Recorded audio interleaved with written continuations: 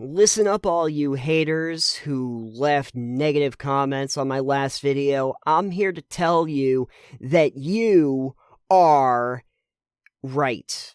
You're right. Yeah, sorry. I'm doing the stupid thing of admitting that I was wrong on the internet, but here I am. Yeah, I made a bad video. I'm not gonna lie. I looked back on it and realized that I did everything I didn't want to do. The points that were made in the comments, while they might have seemed a little argumentative, were actually surprisingly prescient. They were thoughtful in a way you don't normally see YouTube comments. Like, I've gotten used to the idea of YouTube comments being intrinsically hostile.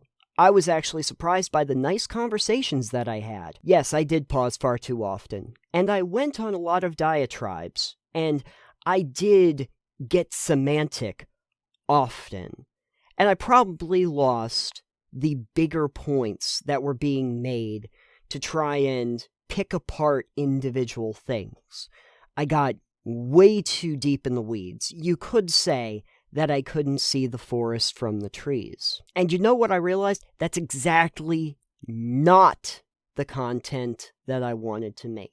What I've realized that I want to say to anyone who happens to be watching this, especially if you watch that video, thank you. I'm not being sarcastic. I am literally saying thank you for your comments. Thank you for challenging me on that. You know why? Because if I had gotten positive feedback from that video, I would have thought that that's the kind of content I should keep making. But I didn't. I got a, let's face it, pretty negative response back, which tells me that I shouldn't make that kind of content, but more importantly, reminded me that that's not the content I ever wanted to make. You know, when I started this channel, I was doing so because I thought that I could provide something new and unique for talking points.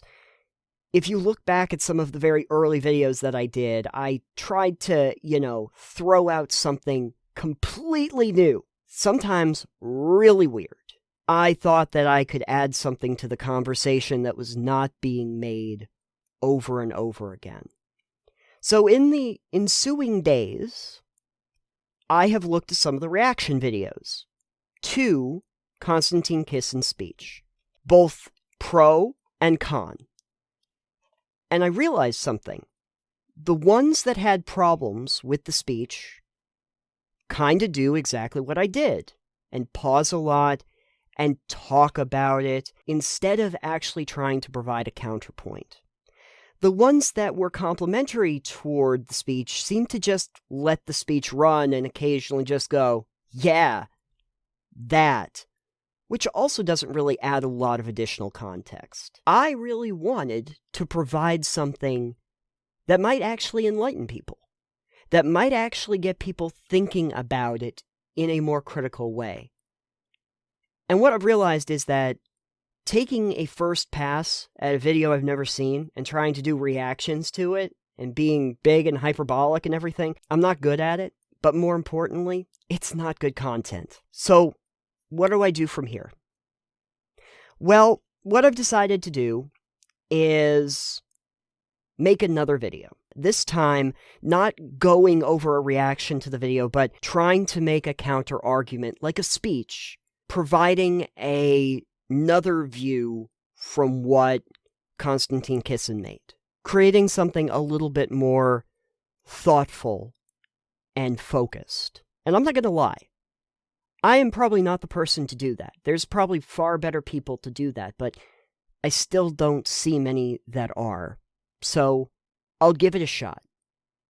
I'll try to actually make a good faith case for why I think his logic is flawed and faulty, and hopefully give people watching something real and tangible that they can take away from it. And so what do I do with the existing video? Well, part of me thought that maybe I should just delete it, right? It was not good, it was really bad, but quite honestly, I actually was really surprised by the conversations that I had in the comments. I had some very interesting interactions with people. I appreciated the feedback.